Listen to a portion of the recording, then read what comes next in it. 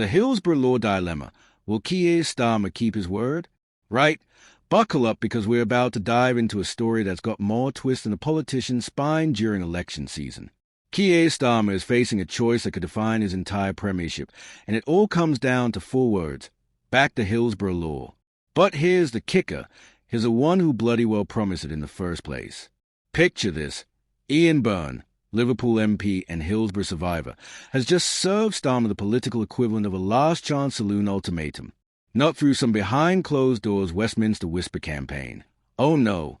He's gone full social media warfare with a video message that's basically saying, "Put up or shut up, Prime Minister," in a political landscape where most threats are veiled and polite.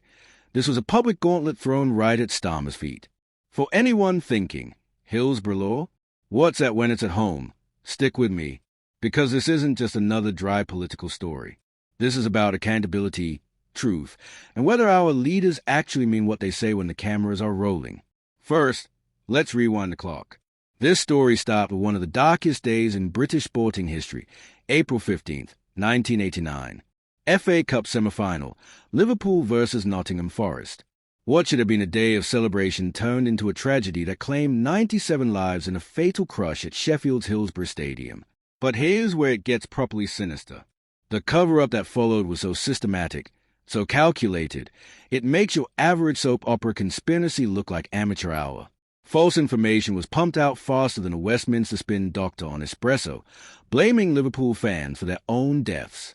Police failures were buried deeper than Jimmy Hoffa. And for decades, families were told they were conspiracy theorists for demanding the truth.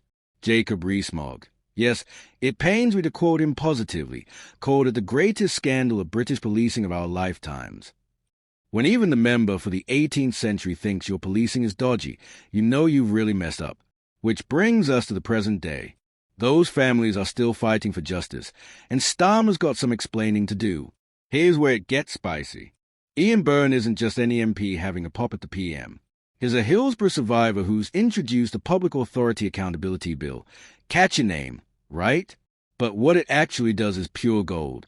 It would force public servants to tell the truth, cooperate with inquiries, and face criminal sanctions if they don't. Revolutionary stuff. Apparently. Starmer's response? The classic politician's two-step. We will bring this forward. I just want to take the time to get it right. Translation. We're working on it. Honest. Gov. But don't hold your breath. Meanwhile, other Labour MPs are whispering that when the government's version finally appears, it'll be more watered down than a budget airline coffee. Because nothing says learning from history like delivering a promise with all the teeth of a newborn baby. And here's where the political chess game gets really interesting. The government's basically saying, "Thanks, Ian, but we'll handle this ourselves." To burn the bill. It's the political equivalent of your mate offering to help with your homework and you saying, "Nah, I've got this." While clearly not having it at all. Starmer originally promised to get this law on the books by the anniversary of the disaster in April. Spoiler alert, that deadline's looking about as likely as Boris Johnson admitting he was wrong about anything. The irony here is delicious. Labour's been banging on about Tory broken promises for years, and now they're potentially about to serve up their own helping if we meant to do that with side of technical difficulties.